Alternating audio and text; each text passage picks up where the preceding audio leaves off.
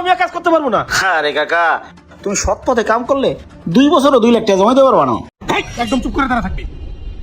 যশোর থেকে ঢাকা একটা চালান নিয়ে যাবা, পৌঁছাই দিতে পারলেই 2 লাখ টাকা। স্যার আমারে যাই না স্যার। চল। স্যার গাড়ি এটাই। গাড়ি এটাই? জি স্যার। আসো।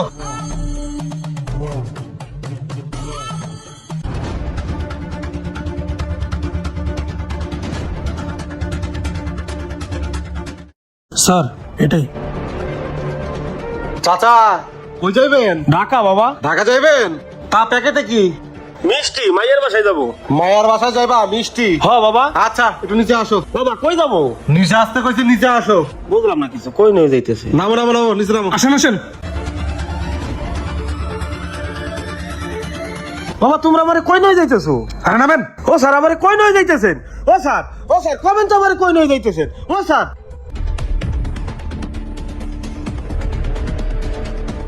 আসিফ, পুরা বডি সার্চ করো। জি স্যার। এই হাতে চকরে কি রে এখানে কি? এই পাঁচশো টাকা করো। দেই মিষ্টি প্যাকেটটা দাও। ইনফরমেশন তো রাইট। পুরা বডি চেক করো দেই। জি স্যার। এই 500 টাকা করো। দে দে। ভাই কই নিয়ে এসে? স্যার হাতো চাকার। পুরা বডি সার্চ করো, কোনো জায়গা যেন বাদ না যায়। স্যার এই যে।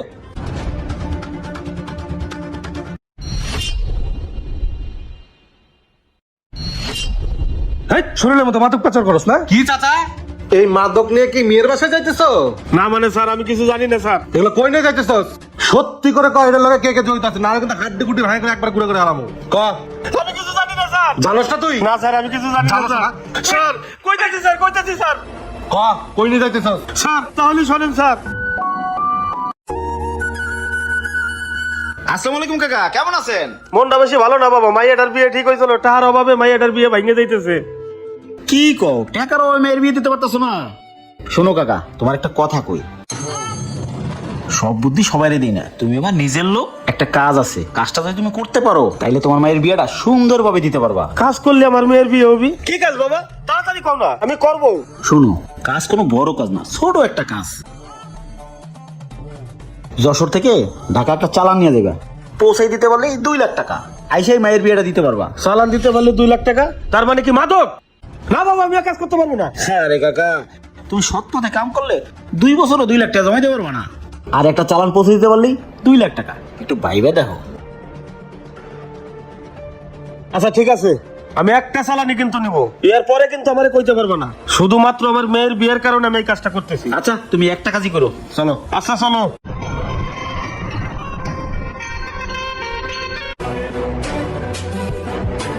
কাকা আসো আসো। আসসালামু আলাইকুম বস। ওয়ালাইকুম আসসালাম। ভিতরে আয়। আই কাকা, ভিতরে ঢোকো।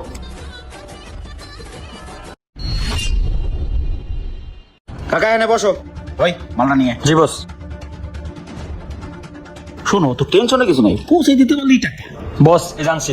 আই কাকা, ওইটা দাঁড়াও।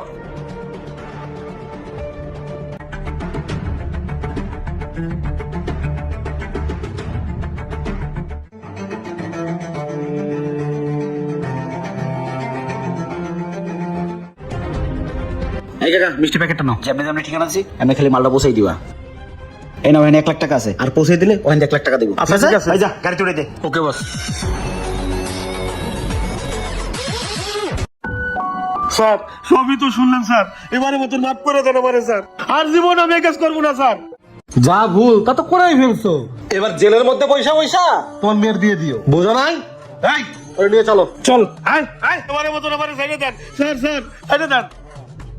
মানুষের দায়িত্বতার সুযোগ নিয়ে এইসব মানুষকে মাদক চোরাকারবারীরা ঢাল হিসেবে ব্যবহার করে। তাই মাদক চোরাকারবারীর কাছ থেকে দূরে থাকুন, নিজে সচেতন হন, অন্যকে সচেতন করুন। ভিডিওটি ভালো লাগলে বেশি বেশি শেয়ার করে সবাইকে দেখার সুযোগ করে দিন। তো সবাই ভালো থাকবেন। আসসালামু আলাইকুম। 2 লাখ টাকা জমাইতে পারবা না।